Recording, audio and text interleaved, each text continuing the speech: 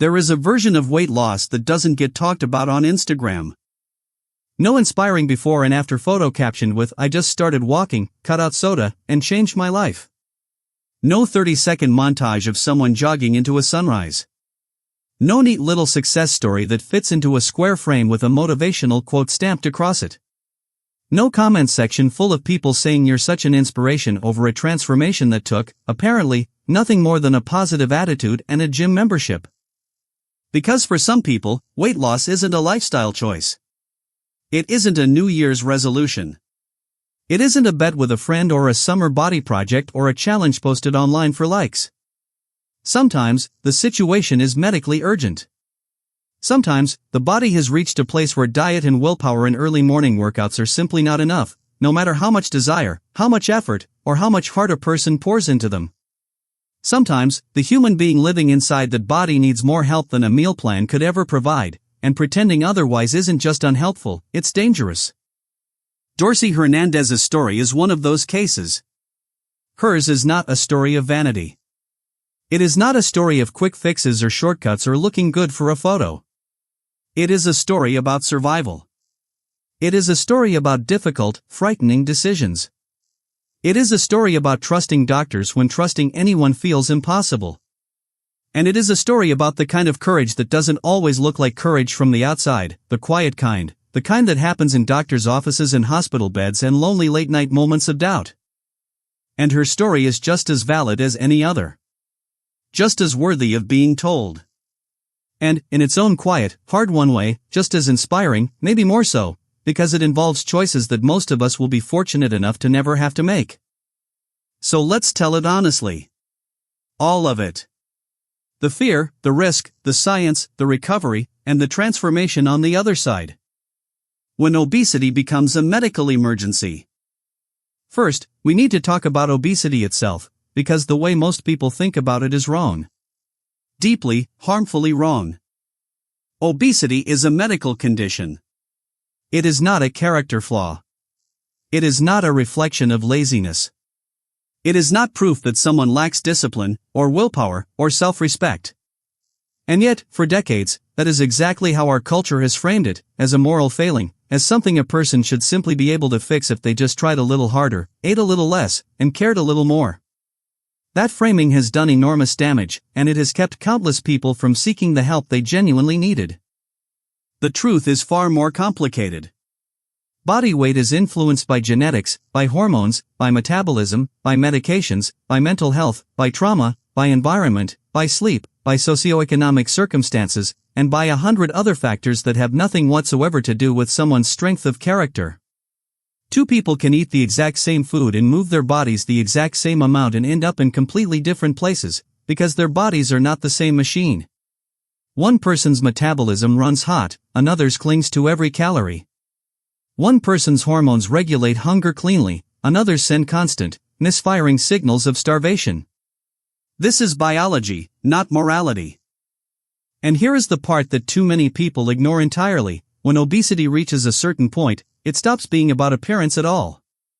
It becomes a full-body medical crisis, one that touches nearly every organ and every system a person has. The heart works harder, pumping against constant strain, year after year, until that strain becomes damage. The joints, especially the knees, the hips, and the lower back, begin to deteriorate under years of pressure they were never engineered to carry. Cartilage wears down. Pain becomes a constant companion. Sleep apnea develops, causing a person to stop breathing dozens or even hundreds of times a night, robbing the body of oxygen and the brain of rest. Type 2 diabetes takes hold as the body loses its ability to manage blood sugar, opening the door to nerve damage, vision loss, and kidney disease. Blood pressure climbs into dangerous territory. Cholesterol rises. The risk of stroke, of heart attack, of certain cancers, all of it climbs steadily. And even the simplest things, walking across a room, climbing a flight of stairs, bending down to tie a shoe, become daily battles that most people will never have to think about.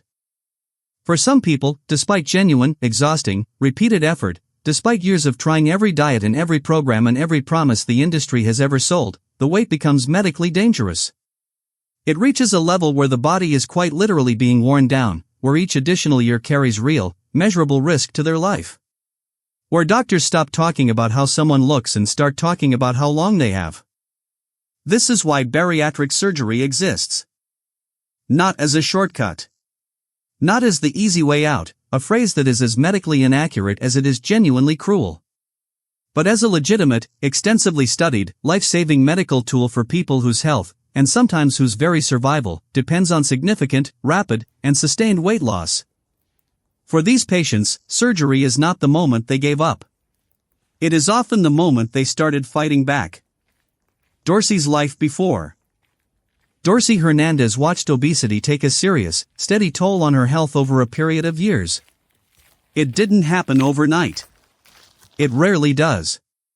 It was gradual, the kind of slow, creeping decline that you almost don't notice from one day to the next, until one day you look up and realize just how much of your life has quietly slipped away without your permission. Movement became increasingly difficult. Things that most people never think twice about, standing up from a chair, walking to the mailbox, getting in and out of a car, carrying a bag of groceries from the driveway to the kitchen, began to require real effort and real planning. She had to think ahead about where she was going, how far she'd have to walk, whether there would be somewhere to sit and rest. Her joints suffered under the constant load, aching in ways that never fully went away. Her knees, her hips, her lower back, all of it protesting against the simple act of getting through an ordinary day. The fatigue was constant. And this was not the ordinary tiredness that a good night's sleep can cure. It was a deep, bone-level exhaustion that shadowed everything she did and drained the color out of everything she wanted to do. And the cruelest irony of all was this: the sleep apnea that came with her weight meant that even her rest wasn't truly rest. She would sleep for hours and wake up feeling as though she had barely closed her eyes, her body denied the recovery it desperately needed, night after night after night. She was on medications for multiple conditions, every one of them tied directly to her weight. Medication for her blood pressure. Management for her blood sugar. The kind of steadily growing list of prescriptions that quietly tells a doctor, and eventually forces the patient to admit, that the body is under siege on multiple fronts at once. But here is what matters most, and here is what far too many people would wrongly assume about a woman in her position: Dorsey had not given up. She had not stopped caring, and she had not stopped trying. She had tried, again and again, the way so many people in her situation try, quietly, and often without anyone knowing how hard. Diets, more than she could count. Exercise, to whatever degree her body would allow. Programs. Discipline.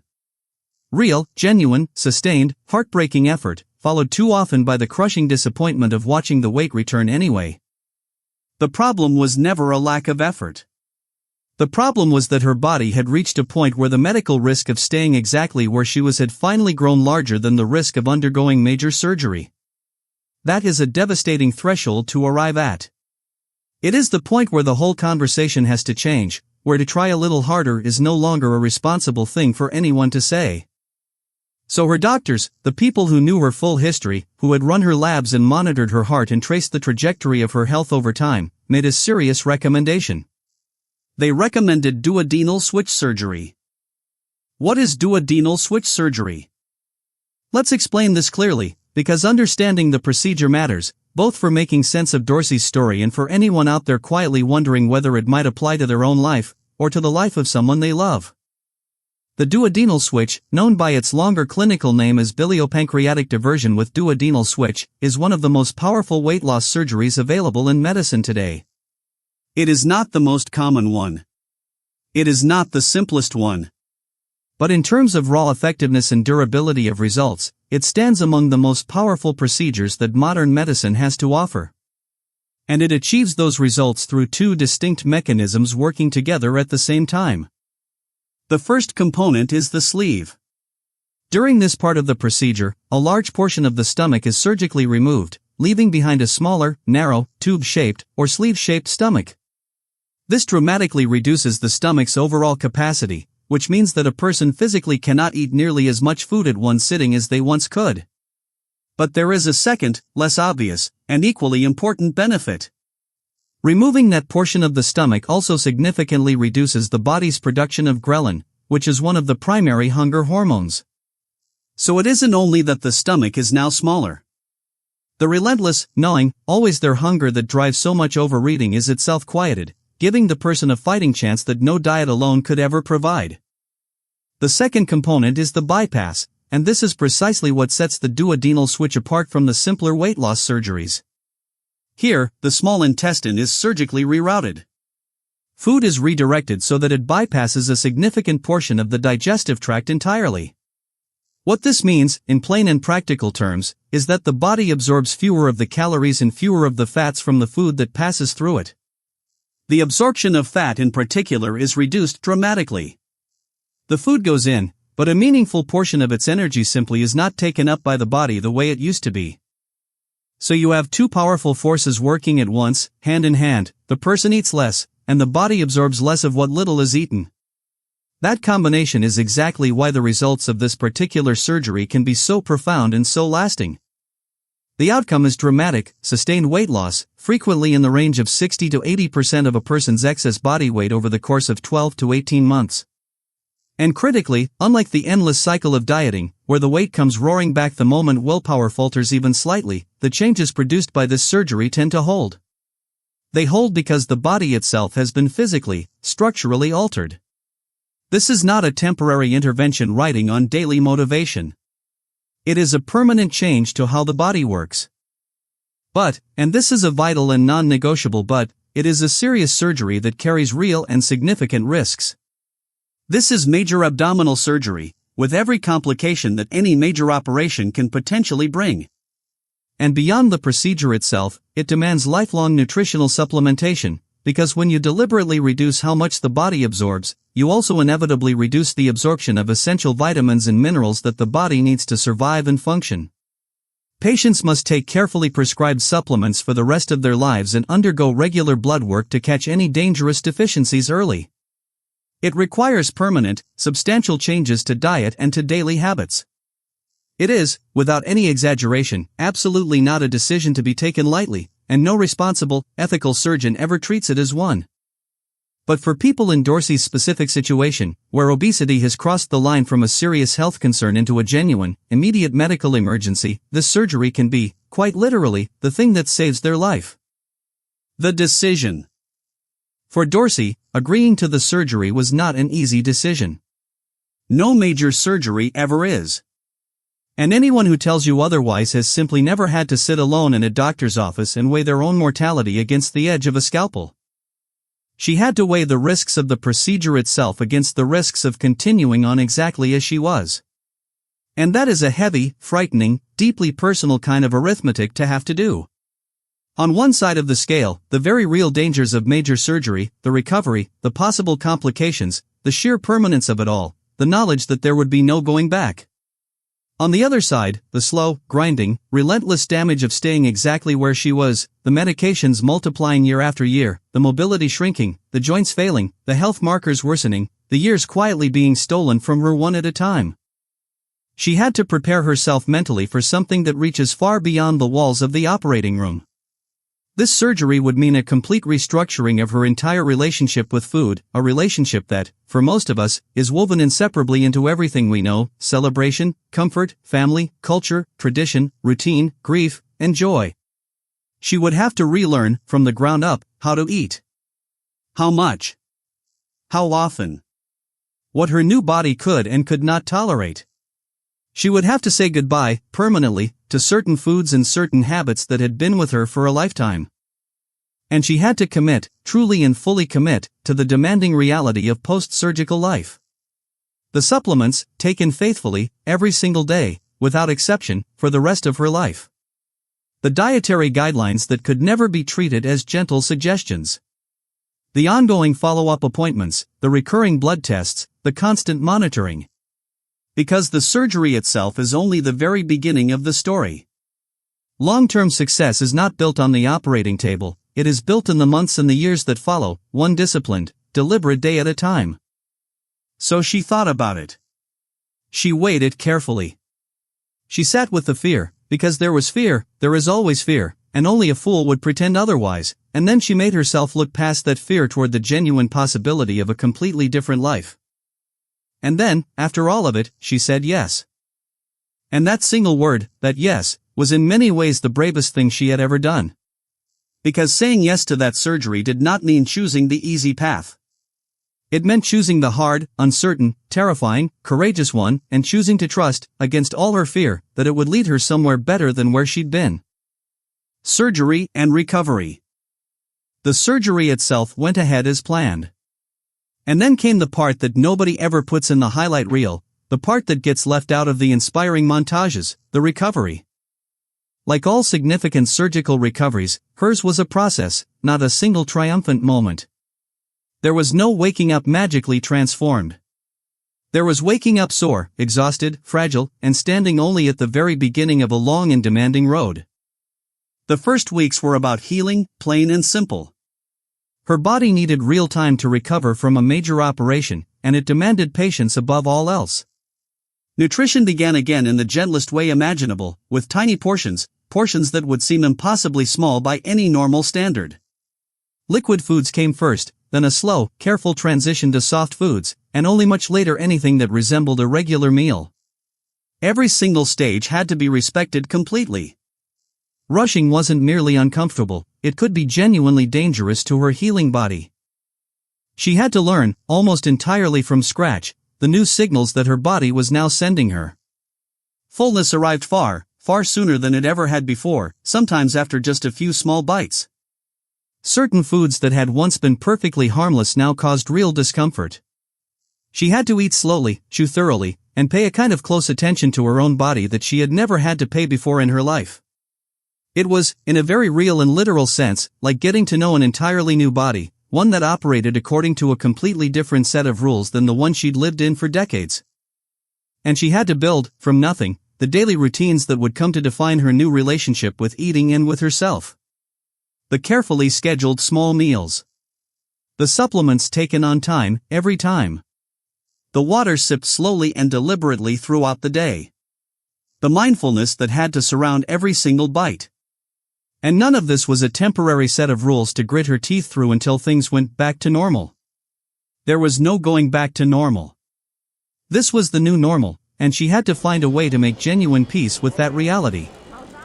It was not easy. Let's be completely, unflinchingly honest about that. Bariatric surgery asks an enormous amount of the person who chooses to undergo it, and not only in the procedure room.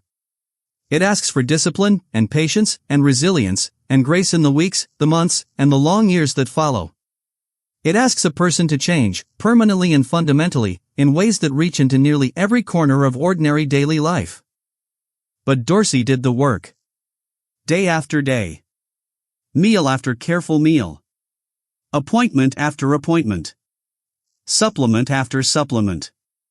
She showed up for herself, quietly and consistently, when no one was watching and no one was applauding. She did the work.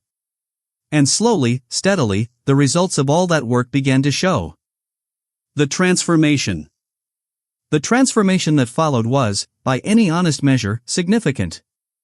But it is important to understand what that transformation actually looked like in her life, because it was so much larger and so much richer than a single number on a bathroom scale. Yes, the weight came off. It came off steadily, week after week, month after month, in the sustained, meaningful, lasting way that this surgery is specifically designed to produce. But the truth is that the number itself was almost the least interesting part of the entire story. Her health markers improved, and they improved dramatically. The blood pressure that had been steadily climbing toward danger began, at last, to come back down. The blood sugar that had been threatening full diabetes started to normalize. Her doctors watched her lab results shift in the right direction month after month with the particular, quiet satisfaction that comes from seeing a serious medical intervention genuinely, measurably, undeniably work the way it was meant to. Conditions that had once required daily medication began, in some cases, to ease and even to resolve entirely, and prescriptions that had felt permanent started to fall away. And then there was the part that no lab test in the world could ever fully capture. She moved more easily. The joints that had ached with every single step now carried far less weight and far less pain. Stairs stopped being an obstacle to strategize around. Walking stopped being a chore to endure and slowly became something she could simply do. She breathed more freely, both because the physical burden crushing down on her lungs and her heart had genuinely lifted, and because the sleep apnea that had haunted her nights for so long began to ease, finally giving her real, deep, restorative rest for the first time in years and years. She dressed differently. She carried herself differently. There was an energy, a spark, that had been buried for so long beneath the exhaustion and the pain and the constant struggle, and slowly, unmistakably, it started to come back to the surface. She had a new body, yes. That much was obvious to anyone who saw her. But far more importantly, and this is what truly matters in the end, she had new possibilities. She had regained the ability to do things she had slowly, painfully stopped being able to do. She had years, real years, that had been quietly slipping away from her, handed back into her own hands. She had a future that looked, for the first time in a very long time, genuinely open and full of promise. An honest conversation. So here is the honest conversation that this story invites, the real one, the one that doesn't fit neatly into a caption or a tidy before and after photo. Bariatric surgery is not for everyone. Let's be absolutely and unmistakably clear about that. It is not a beauty treatment. It is not something to be pursued casually, or on a whim, or for purely cosmetic reasons. It is a tool, a powerful, medically serious, and permanent tool, and it is most appropriate for very specific situations, cases where the health risks of obesity have become severe, where the danger to a person's life is real and present, and where other methods, tried genuinely and repeatedly and in good faith, have simply not produced sustainable results. It exists for people like Dorsey. And it should always be entered into carefully, thoughtfully, with expert medical guidance, complete information, and clear eyes fully open to what it demands. And it is also, unequivocally, and without any qualification, not cheating. It is not the easy way out. That phrase truly needs to disappear from our collective vocabulary, because every time it is used, it reveals a profound and harmful misunderstanding of what these patients actually endure. Anyone who has genuinely undergone bariatric surgery will tell you the plain truth about the lifelong dietary discipline it demands without pause, about the daily supplementation that never, ever ends, about the entirely new relationship with food they must build and then maintain for the rest of their lives, about the emotional and psychological work that comes bundled with such a dramatic and total change. There is nothing easy about any of it. In reality, it is one of the very hardest things a person can ever choose to do in the name of their own health and their own survival. Dorsey Hernandez chose the path that her doctors, and her own careful, honest, clear-eyed consideration, told her was the right one for her specific situation. She did not choose it because it was easy, because it was not. She chose it because it was necessary, and because, in the end, she wanted to live. And that single, brave choice transformed the entire course of her life. Now here is the part that matters most for you, whoever you are, wherever you are, watching this right now. Whatever path your own transformation might take, whether that is walking a little farther each day, changing what you put on your plate, seeking out medical support, taking medication, or undergoing surgery, what truly matters is not which path happens to look the most impressive or the most admirable to other people. What matters, the only thing that matters, is that it is the right path for your body, your health, and your own particular circumstances. There is no single right way to take care of yourself. There is no moral high ground in choosing one method over another, no medal for doing it the hard way, no shame in accepting help. There is only the way that actually works for you, and the quiet, daily courage it takes to keep going once you have finally found it. Dorsey found hers. And in choosing to keep going, day after day after day, she didn't just change her body. She reclaimed her life, and she reclaimed her future. If this story moved you in any way, or if it made you think even a little differently about what real transformation can truly look like, please take just a moment to like this video and to subscribe to the channel. We share real, honest, unfiltered transformation stories like this one every single week, and we would genuinely love for you to be part of the conversation and part of this community. Thank you so much for watching. And whatever your own path forward happens to look like, from all of us here, we truly hope that you keep going.